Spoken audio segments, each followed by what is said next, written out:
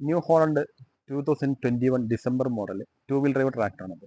ഇതിൻ്റെ PTO അതേപോലെ reverse PTO system എങ്ങനെയാണ് പ്രവർത്തിപ്പിക്കുക എന്നുള്ളത് നമുക്കൊന്ന് നോക്കാം. റിവേഴ്സ് PTO പ്രവർത്തിപ്പിക്കുമ്പോൾ ഉപയോഗിക്കേണ്ടത് ഷട്ടിൽ ഗിയർ സിസ്റ്റവും ഡ്രൈവ് ക്ലച്ച് സിസ്റ്റവുമാണ്.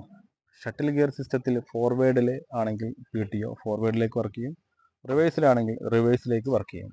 അത് ഈ PTO ഗിയർ, ഇതാണ് PTO ഗിയർ. ഈ PTO ഗിയറിൻ്റെ ഏറ്റവും മുകളിലത്തേതാണ് reverse and forward PTO point. അതിന് തൊട്ട് താഴെ ന്യൂട്രൽ പോയിന്റ് ആണ്. അതിൻ്റെ താഴെ ലോ സ്പീഡ് പോയിന്റ്, അതിൻ്റെ ഏറ്റവും താഴെ ഹൈ സ്പീഡ് PTO പോയിന്റ് ആണ്.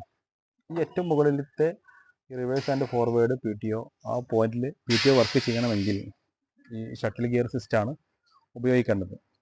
അതേപോലെ ഡ്രൈവ് ക്ലച്ചും, അതിൻ്റെ താഴെയുള്ള ന്യൂട്രൽ കഴിഞ്ഞ് അതിൻ്റെ താഴെയുള്ള സ്ലോ സ്പീഡ് PTO അതേപോലെ ഹൈ സ്പീഡ് PTO ഇത് രണ്ടും പ്രവർത്തിപ്പിക്കണമെങ്കിൽ PTO ക്ലച്ച് തന്നെ വർക്ക് ചെയ്യിപ്പിക്കണം. ഇതാണ് PTO ക്ലച്ച്.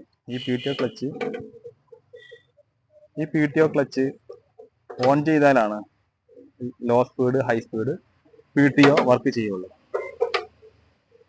ഈ PTO ക്ലച്ച് കൊണ്ട് റിവേഴ്സ് PTO വർക്ക് ചെയ്യാൻ സാധിക്കില്ല. അതിന് നിർബന്ധമായിട്ടും ഷട്ടിൽ ഗിയർ സിസ്റ്റവും ഡ്രൈവ് ക്ലച്ചും ഉപയോഗിക്കണം. എന്തായാലും നമുക്കൊന്ന് പ്രവർത്തിപ്പിച്ച് നോക്കാം. വണ്ടി ന്യൂട്രലായി, വണ്ടി സ്റ്റാർട്ട് ചെയ്യണം.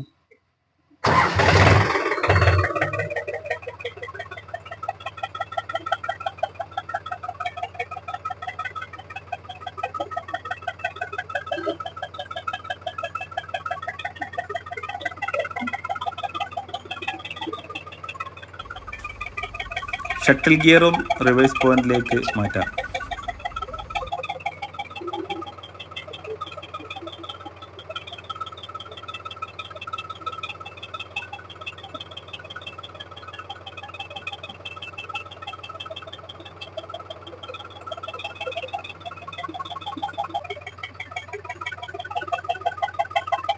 ഇത് ഫോർവേഡിലേക്കാണ് ഗിയർ ചെയ്തിട്ടുള്ളത്.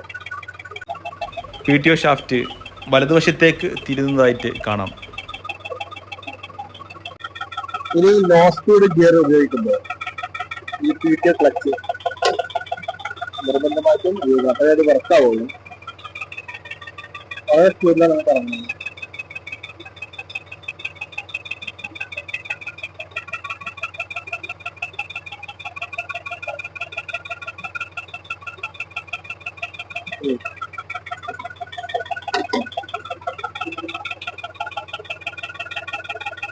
റിവേഴ്സ് PTO എങ്ങനെ പ്രവർത്തിപ്പിക്കാം എന്നുള്ളത് ഞാൻ പറഞ്ഞു.